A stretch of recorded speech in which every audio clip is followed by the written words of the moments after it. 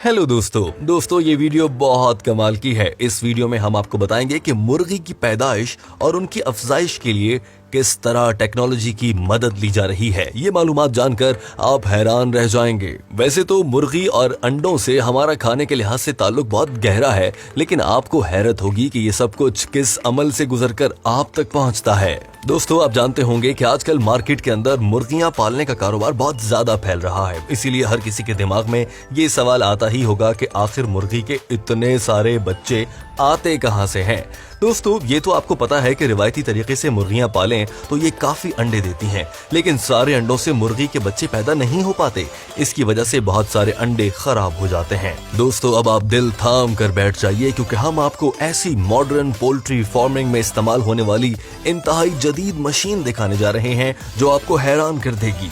ये मशीन मुर्गी के अंडों से मुर्गी का बच्चा बहुत तेजी से बाहर निकाल देती है और अंडा खराब तक नहीं होता। मुर्गी के अंडों से मुर्गी का बच्चा निकालने के लिए सबसे पहले मुर्गियों से निकाले गए सारे अंडों को इकट्ठा करके ट्रांसपोर्टेशन के जरिए सारे अंडों को इनक्यूबेटर फैक्ट्री में लाया जाता है।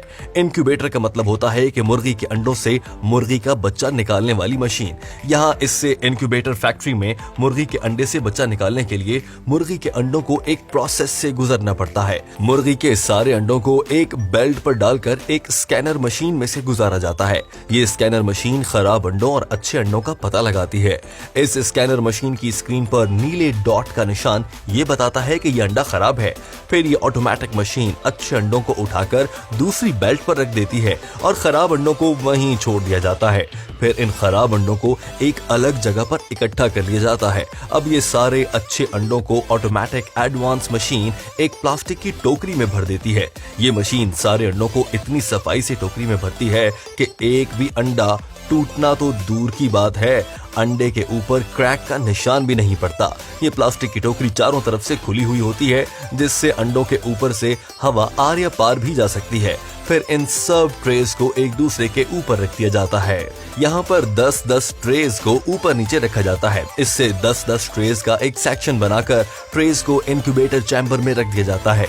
इससे इंक्यूबेटर चैम्बर के अंदर इन अंडों को 21 दिन तक रखा जाता है और इस चैम्बर का टेम्परेचर 37 डिग्री सेंटीग्रेड तक किया जाता है। और 21 दिनों के बाद हर एक अंडे से मुर्गी के बच्चे अंडे को तोड़कर खुद ही बाहर निकल आते हैं।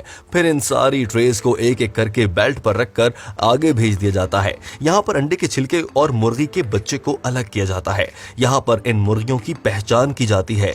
नर और मादा को अलग अलग किया जाता है। यहाँ पर सभी मुर्गी के बच्चों की हिफाजती वैक्सीन भी की जा रही है, जैसे कि आप अपने मोबाइल फोन की स्क्रीन पर भी देख रहे होंगे।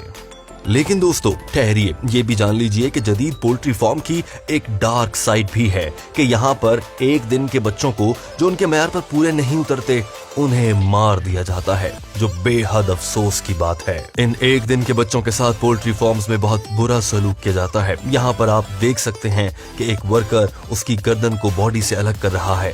फिर इन सारे बच्चों को उठाकर ट्रांसपोर्टेशन के जरिए पोल्ट्री फार्म में ले जाया जाता है, जहाँ पर इन सारे बच्चों को पोल्ट्री फार्म में लाकर छोड़ देते हैं। यहाँ पर इन सारे बच्चों को पाला पोसा जाता है। यहाँ पर इन मुर्गियों के बच्चों के लिए सेहत की हर एक चीज मौजूद होती है। जहाँ पर ये बच्चे रहते हैं वहां पर लकड़ी के टुकड़े फैलाए जाते हैं, क्योंकि ये मुर्गी के बच्चों को पेशाब और उनकी गंदगी को जज्ब कर लेते हैं, जिससे मुर्गी के बच्चे अपने आप को आराम और सुकून में महसूस करते हैं।